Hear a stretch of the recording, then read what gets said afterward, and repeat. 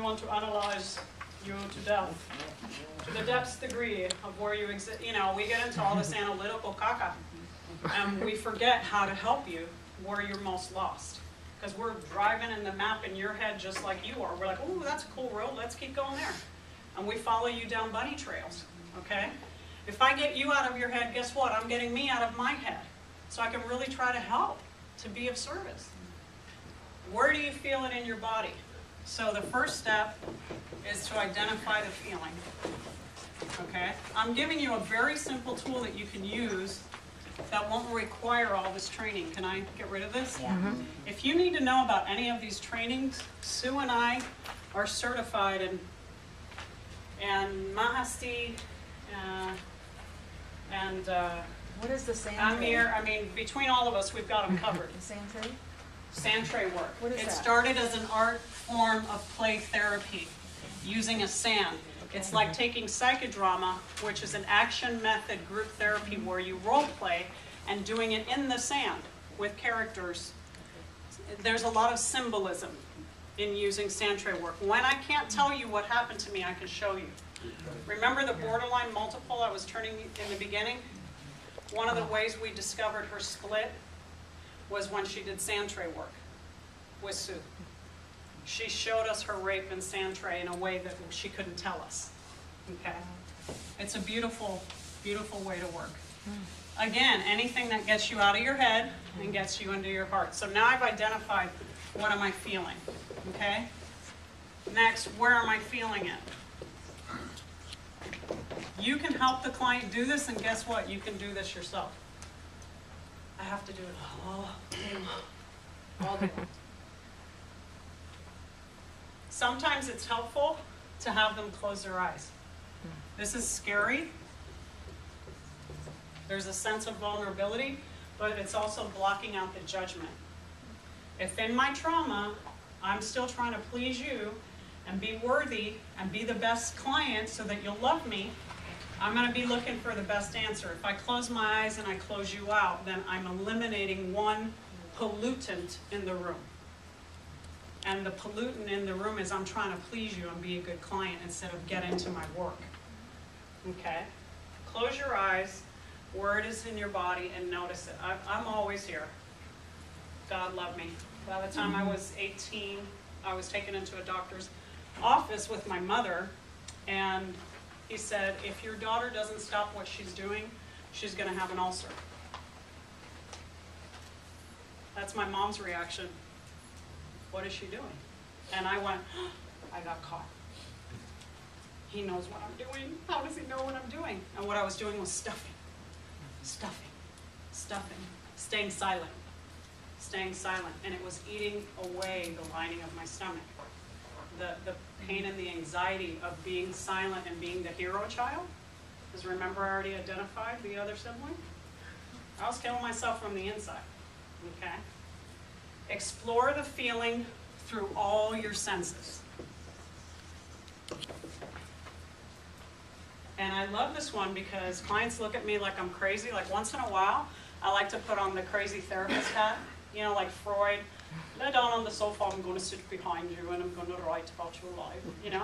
It's like I like to be a little nutty sometimes. Give it a color. Give it a shape. What weight does it have? Doesn't this sound bizarre? This is all about a feeling, okay? They don't know their feelings. They can't go, I feel joy, I feel shame, I feel fear. So I'm going to go, you know that thing you're feeling in the stomach that feels nausea? If it had a color, what color would it be? And I am so amazed how they respond. I'm always amazed, always. It feels like a metal ball. It feels like a cage. It feels like a typhoon. I'm like, no, I see what's going on in you. At least I can see it. Visually, I can see it. Okay? Does it have a taste? Yeah. Sour. Say again? Sour. Absolutely. Very sour. Absolutely. Does it have a smell? Give me some more senses. Texture. Sound. Sound.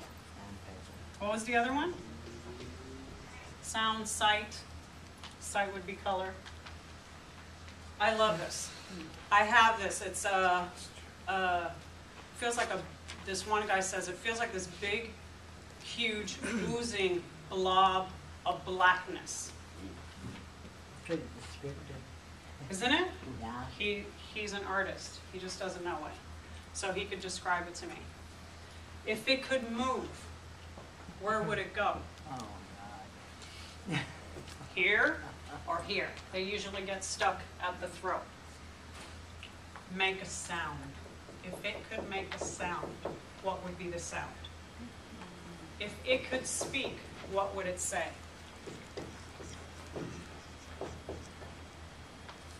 If I don't have to just say to you, I'm feeling sad, and you know, that's it, and you're going to check off your feelings list, and we did our work for the day. If I can get away with that, I'm going to get away with it. If you do this, I've already forgotten, what the hell are we talking about? What are you searching for? Now I can't do that pleasing the therapist, pleasing the counselor thing, because you lost me back here. But I'm still trying to be a good client, so I'm actually answering you, and something's happening and I don't even know what it is. Now that's a beautiful place to be, because now you are in preschool. When they didn't know anything. Okay, you're not in the adolescent trauma where they know everything and you're the idiot standing in their way of everything they know. You're not in the addict trauma where you're the idiot and you're standing in the way of everything they know. Or the adult. You pass the child and right down to preschool. My teacher gives me a paper. She gives me finger paints. She says, have at it. Okay? You're finger painting your emotions. Apparently there's no right or wrong answer, because I keep going, that's good. It's like a ball. Great. Does it move? Does it bounce? Does it make a sound? They don't even know they're talking about their emotions yet, until you get to, if it had a voice, what would it say? And ooh, just listen. If it had a voice, what would it say? I hate you. I'm terrified. Now they're going to tell you what they're feeling. I'm ashamed of myself. I feel guilty. I don't like who you are. Sometimes by splitting it off as if it's a separate thing or person from them, they'll give you more information. This is the beauty of inner child work. If this is a little kid that's trapped in you, trying to get out and trying to speak, what would that little kid be saying right now? This is inner child work. I don't like you right now. You scare me. You're mean. Now they start giving you the language that they used as a child to cope. Now we're way past overreaction, shame attack history. Now we're helping them to identify it. It's work, you guys. Trust me, it's work. Okay? But it's simple enough that it can be applied to ourselves and to anyone. Okay? Now you know what the shame sounds like. It sounds like, I feel ugly. I'm stupid. I hate myself. Now you know what they're struggling with underneath that you can help them work with. And you guys have tools. You have affirmations. You have getting into the solution. You have seeking support around these issues. Okay? But at least you start to break it down for them in a way that doesn't feel so huge. Now, this is not so bad. I'll say to them, that's not so scary. And they go, no, I thought it was going to be worse. Okay? Because they feel they have now some power over something they've been powerless over. That's what's so, and they didn't even know what it was. That's what's so beautiful about it.